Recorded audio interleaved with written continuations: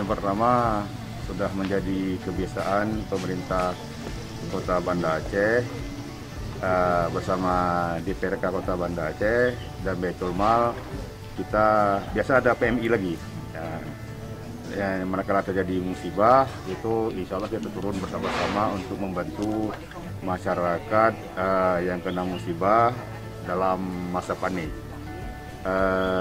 Dan alhamdulillah kali ini, tadi kami juga sudah coba bicarakan dengan Baitul Mal, melihat kondisi rumah yang terbakar habis, kemudian dari status keluarga nanti kita coba lihat, apalagi ada yang meninggal dunia, kami ikut berlasungkawa yang sedalam-dalamnya, mudah-mudahan husnul khatimah dan mendapat pahala syahid, ya, diberkati oleh Allah Subhanahu wa taala. Mudah-mudahan alam barzahnya bagaikan kebun-kebun surganya Allah Subhanahu wa taala.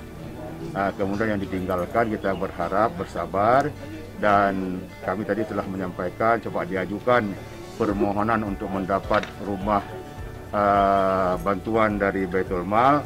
Kalau memang cukup syaratnya, insya Allah akan menjadi prioritas Baitul Mal, di mana Baitul Mal itu dananya dari masyarakat, zakat-zakat dan infak serta sedekah masyarakat Kota Banda Aceh.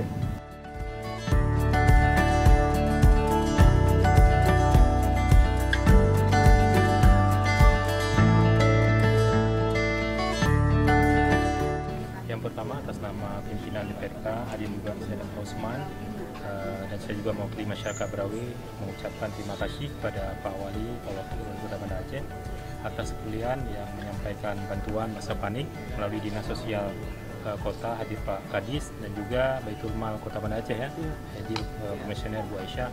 Tentu kita memberikan apresiasi penghargaan, dan kita berharap juga nanti bisa digaji Pak Wakil, ya, karena ada juga korban jiwa dan juga harta dan bangunannya sudah hangus, ya.